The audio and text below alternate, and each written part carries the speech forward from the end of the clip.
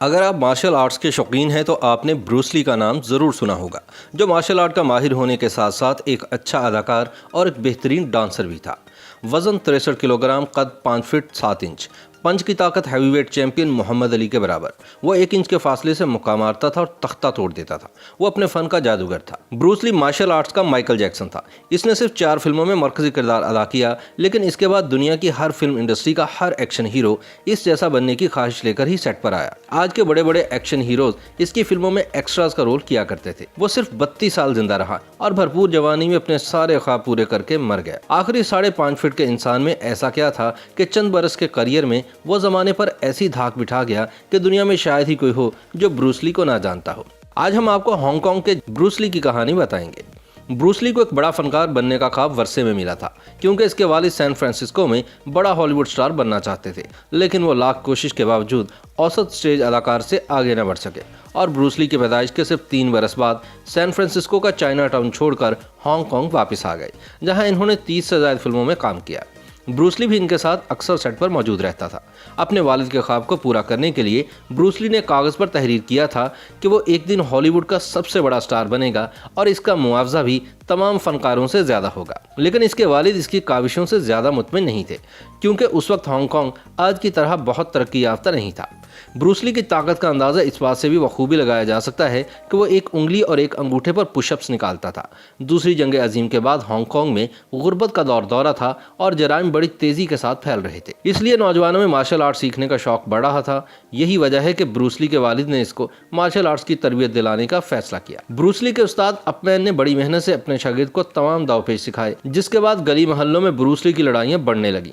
यहाँ तक कि पुलिस ने ब्रूस ली के वालिद को आखिरी वार्निंग की, जिसके बाद इन्होंने इसे अमेरिका में अपने दोस्त के पास भिजवा दिया। यहाँ ब्रूस ली दिन के वक्त तालीम हासिल करता और बकिया वक्त एक होटल में मुलाजमत करता था। कॉलेज के तमाम दोस्त ब्रूस ली की पढ़ाई की बजाय इसके मार्शल आर्ट्स के फन से ज्यादा मुतासिर थे। मौका अच्छा जानकर ब्रूस ली ने अपनी मार्शल आर्ट्स की अकेडमी शुरू कर दी।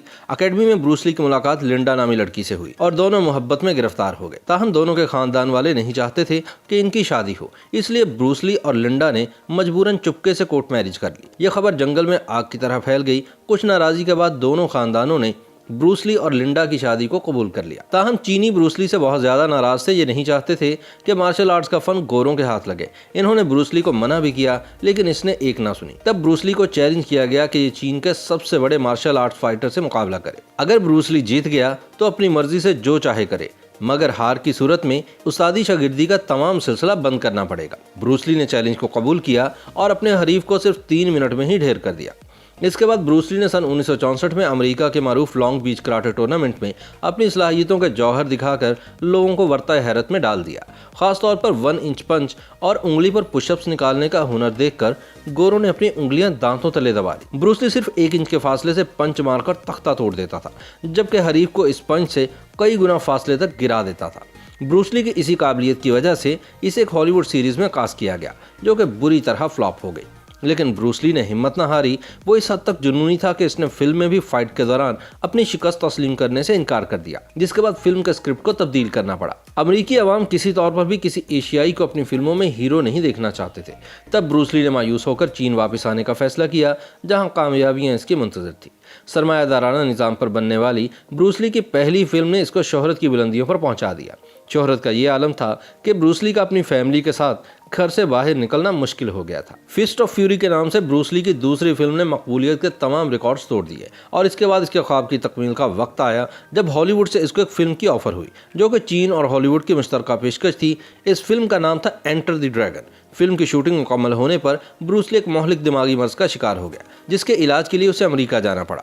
डॉक्टरों ने इसे इब्तदाई तौर पर फिट करार दिया, लेकिन चीन वापसी का कुछ महीनों बाद ब्रूस ली एक मरतबा फिर शदीद सरदर्द का शिकार हो गया। एक रोज ब्रूस ली के सर में फिर दर्द उठा तो ये दवा लेकर आराम के लिए सो गया, लेकिन फिर जिंदगी भर उठ ना सका। ब्रूस ली की अचानक मौत ने इसके परिस्तारों को खून के आंसू रोने पर मजबूर कर दिया। ब्रूस ली की फिल्म एंटर द ड्रैगन इसकी मौत के सिर्फ 1 महीने बाद रिलीज हुई, जिसने न सिर्फ बेपनाह मकबूलियत हासिल की, बल्कि हॉलीवुड की तारीख भी बदल डाली। जिसके बाद हॉलीवुड में भी एशियाई हीरोज को कास्ट किया जाने लगा। YouTube पर गूगली न्यूज देखने के लिए youtube.com की सर्च बार में गूगली न्यूज टीवी टाइप करें। गूगली न्यूज के पेज पर सुर्ख रंग के सब्सक्रिप्शन वाले बटन पर क्लिक करना ना भूलिए। YouTube पेज पर अपलोड होने वाली वीडियोस से बाखबर रहने के लिए बेल आइकन पर क्लिक कीजिए। आपको हर नई वीडियो के बारे में नोटिफिकेशन मौसूल हो जाएगा।